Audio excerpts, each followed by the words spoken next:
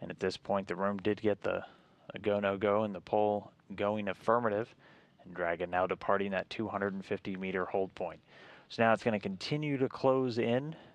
Pretty soon, we'll actually be inside the capture window, but it's now going to continue pressing in until it gets to about 30 meters away from the International Space Station.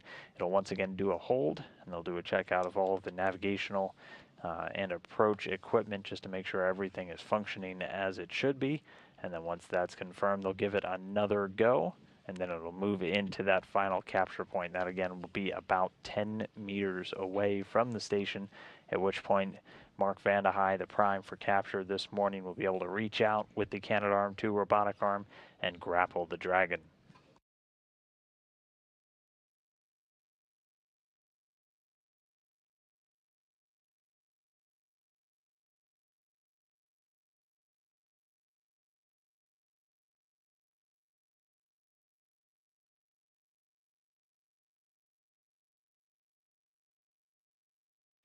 Dragon continuing to close in. Dragon and the International Space Station about to make a pass over South America. Meanwhile, still seeing clouds and the blue waters of the Pacific Ocean in the background. The uncrewed spacecraft packed with about 4,800 pounds of supplies, science experiments, and different payloads and vehicle hardware.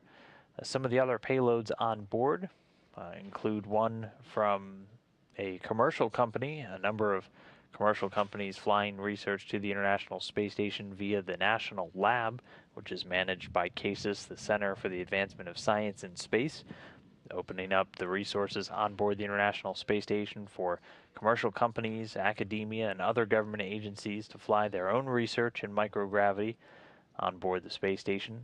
Just one such research project coming up from the company Made in Space, who already has facilities on board the International Space Station testing 3D printing in microgravity, is actually going to be looking at doing a little bit of manufacturing in microgravity.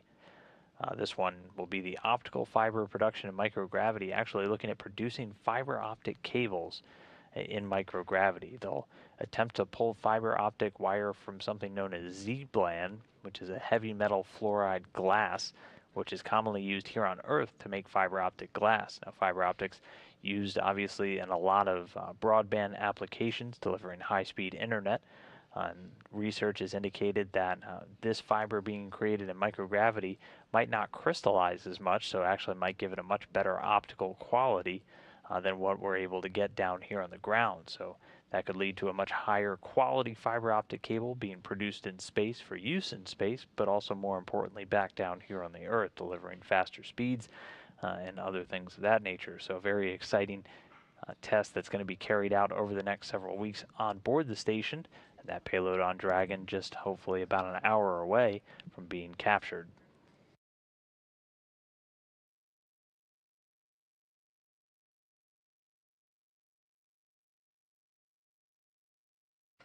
And Dragon just passed 50 meters away from the space station, so just about 20 to go until we're at that next hold point, that 30-meter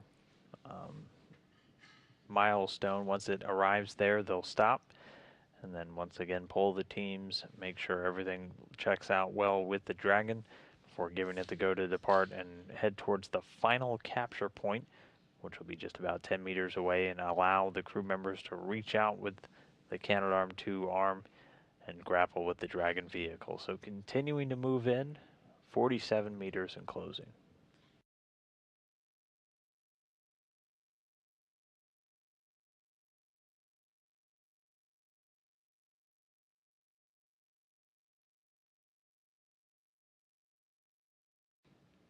Right now, the crew going through all of their final checks. Very shortly, the robotic arm will start driving forward. Mark Vande, the NASA astronaut, at the controls.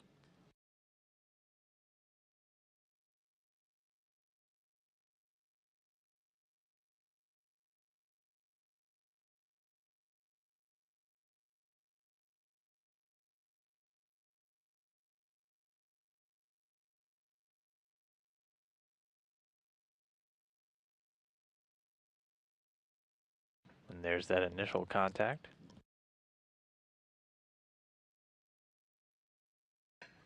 snares closed. So capture confirmed 4:57 a.m. Central Time, 5:57 a.m. Eastern, while the station flew just between Australia and Papua New Guinea at an altitude of 252 statute miles.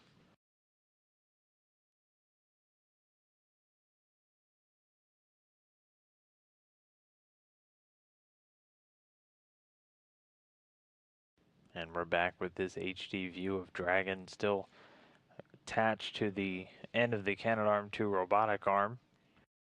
It was captured just about 2 hours ago by NASA astronaut Mark Vande, who was primed for the capture. Since then, ground controllers have maneuvered Dragon to where it now resides, just 1.5 meters away from its final berthing port. And with the exercise on board now complete, should be able to put that constraint in place and then begin moving Dragon in.